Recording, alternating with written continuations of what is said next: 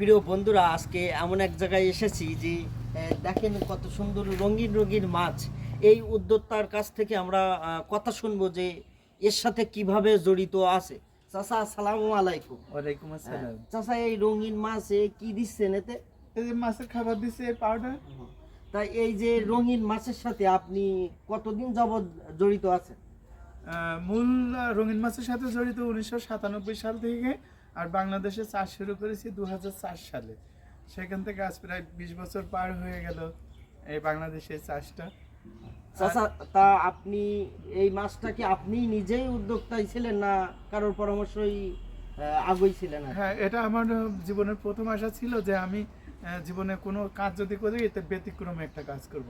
তো আমি যে কাজই বলে না কেন মনে হতো সবাই করে, কিন্তু এইটা বাংলাদেশে আমি যখন এটা দেখেছি তখন মনে হয়েছিল যে এটা আনকমন, এটাই ব্যতিক্রম ইন্ডিয়াতে, বুঝছেন? ইন্ডিয়াতে দেখে এটাও আমার অনেক ভালো লাগলো। আমি এই কাজ শিখবো, শিখে বাড়ি যাব, এটা আমি ফাইনাল করে নিলাম। তো 2 বছর 7 মাস ওখানে থেকে আপনার অনেকটা কাজ শিখলাম। বাংলাদেশে এসে বাড়িতে এসে আমি বললাম যে রঙিন মাছের কাজ সম্পর্কে আমি জানি, তা এটা করলে এটা লাভ আছে। তো যে রঙিন মাছের নাম যখন বলতেছি কমেট, কৈকা, গোল্ডফিশ, পাগল হয়ে গেছে। এই মাছের নাম তো কেউ আসলে কখনো শুনিনি। এই মাছ বিক্রি হয় কি না হয় তাও জানে না। হ্যাঁ, মানে আমার একদম ডাই পাগল বানায় দিল। দিশেহারা, কারোর কোনো সহযোগিতা না পেয়ে আবার ঢাকা গার্মেন্টসে যে একটা আপনার কাটিং হেল্পার হিসাবে জয়েন করি।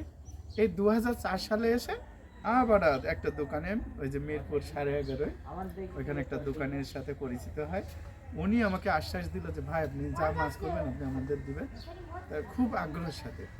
তো ওই আমি আমার 620 টাকা পুঁজি, 600 টাকা দিয়ে ওই আপনার 6 জোড়া মাছ কিনলাম, আর 20 টাকা খরচ ছিল ওই সময়।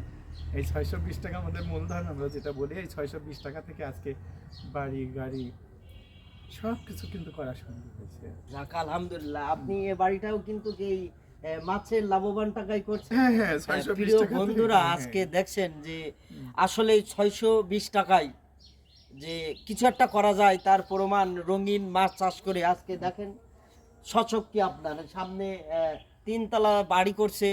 কিন্তু হ্যাঁ, আপনারা পিছিয়ে থাকবেন না, চাচার মতন উদ্যোক্তা হবেন, সবই সম্ভব হবে ইনশাল্লাহ।